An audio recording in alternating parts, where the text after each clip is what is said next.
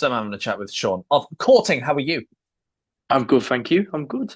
Good. Um, yeah, Yeah, great stuff. So after this interview, we're going to play a new single of yours called Namsi. Tell us a bit about the yeah. single. Um, Namsi was really our attempt at kind of making a single that was a little bit more American. Like we wanted it to feel really anthemic and powerful. It was quite inspired by like the Replacements, and maybe in places some of those early like 2000s indie British records, like the Libertines early stuff and whatever.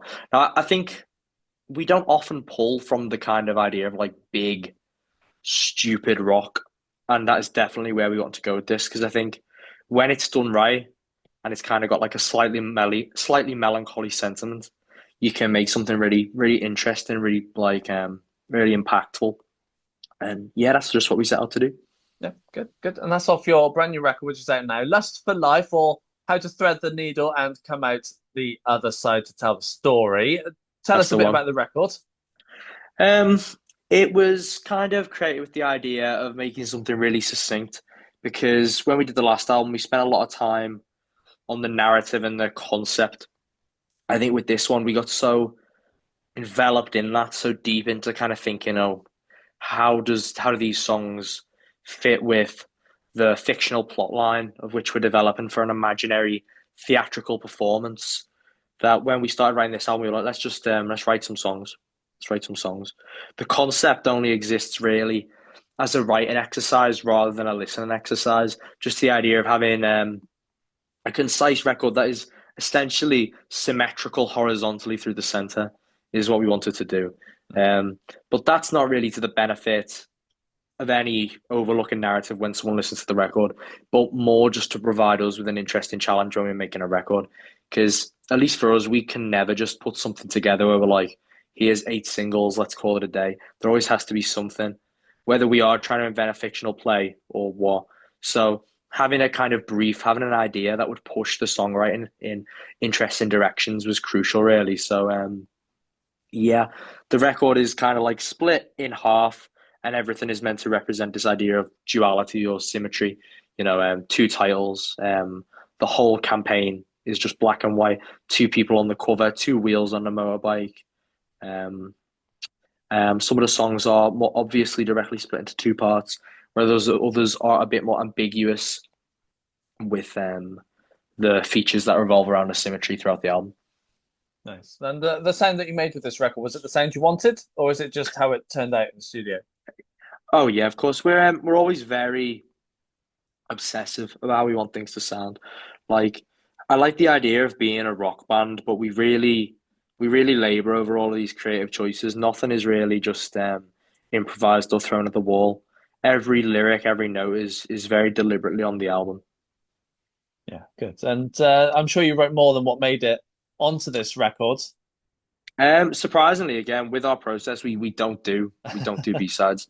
How we write and how we've always wrote is we a song doesn't pass the early stages if we don't think it's good enough. So, there might be 100 riffs, but Mm. there only ever ends up the amount of songs that end up on the album. And it'll tend to be that the best parts from those other songs that we don't end up using become kind of cannibalized into what makes the record in the end.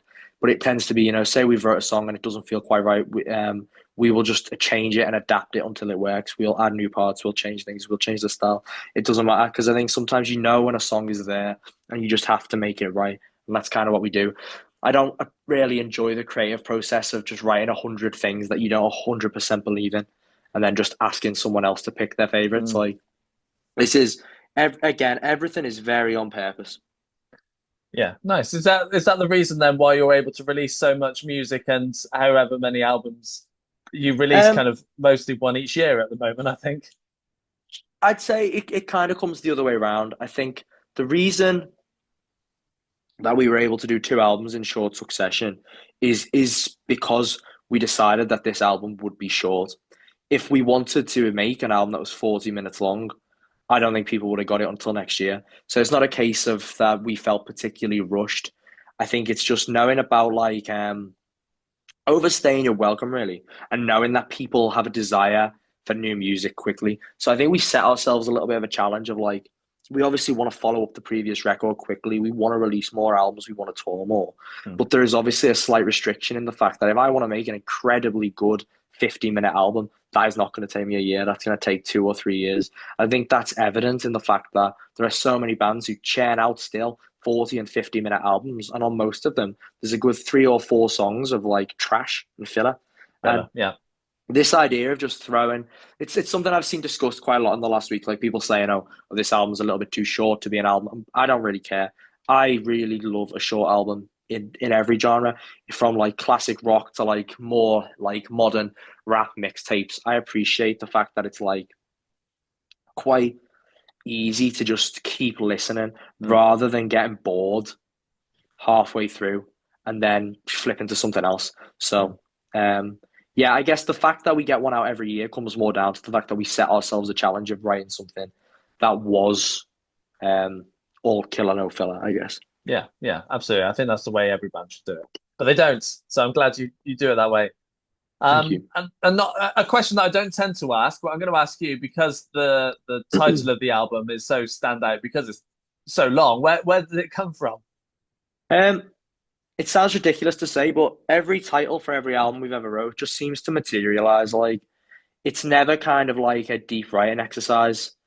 I don't know why I called it this. The first part is kind of obvious to me. That's like I guess a revisit of like rock canon and like musical cliches, considering it's a really overused title. And then Mm. I guess the gimmick of our title, the joke of sorts, is that we play away from expectations by then adding on a really wordy, pretentious second half to what is already a really like historically steep title, I guess. And I guess that's exactly the mission statement of the album. It is performing to a sense of old fashioned rock music, but approaching it with a different viewpoint, with something to like throw that off balance, I guess. Yeah, yeah, fair enough. I like to talk about the writing side of things as well. So for you, how do tracks normally start off? See, again, I think the art of writing is it's really just something that has to be natural and can't be overly processed or overly thought about. For us, every time I get a lyric that I like the sound of or a word or a phrase, maybe it's from like a tabloid article, maybe it's from a TV advert, maybe it's from a movie, maybe it's something from another song or a live performance, whatever. I have just like a master list of these phrases and ideas. And then when it comes, and I tend to start making one the second after I finish an album. And then after, in the following months, whatever, I'll start combing through it and things will kind of just feel correctly together. I guess it's always just how we've done things. It's similar to like that old fashioned like Bowie approach of like just sticking things together because in your head they feel like they go together and it makes sense rather than sitting down and go, I'm going to write a love song today or whatever. Um, it just doesn't happen like that for us. And then we tend to have a brief of what we want a song to do rather than specifically what we want it to sound like. So we think kind of like, oh, this song we want it to feel like this, we want it to do this, and they go, okay, how can we get there? And then we just push it until it kind of hits that point of feeling the way we want it to. Like for example, with that song Namsi, we really did want to hit a kind of like melancholy nostalgia and something that was still hard and not like overly pretty, but had a certain um, I don't know, like a romantic nostalgic feeling to it. Yeah, yeah, nice. And you touched on starting writing as soon as you finished the last one. So have you already put thoughts towards record four yet? Um, we're taking a little break. Hmm. Um, we've been very busy for the last few years, so I'm personally quite excited to let it simmer down right now. I think what we're proud of is we've got 3 albums now, 3 albums since 2022. Um, I want people to actually digest them. I don't want to kind of like be a band who just keeps churning out new stuff. I think we've made some interesting music, and now I want to let it rest for a little bit, let people kind of accept our discography where it's at. Yeah, and speaking of having a rest, you haven't got too long to have a rest because you're out on tour from 31st of March. Exactly. Yeah, we played our first show of the tour the other day in Leeds, and we're back doing the rest of the UK at the end of March and through April. We've got some festivals over the summer. Got some other interesting things coming up too, so it is good. It's not really a break, but it's definitely a little break just from writing. Yeah, nice. I mean, your confirmed date so far takes you to kind of just halfway through April. Do you plan on having a busy summer and the rest of the year then? No, we do. There's a lot still to come. We are going to keep on this album. Good to know. Good to know. Sean, it's been a pleasure having a catch up Thank with you you. very much.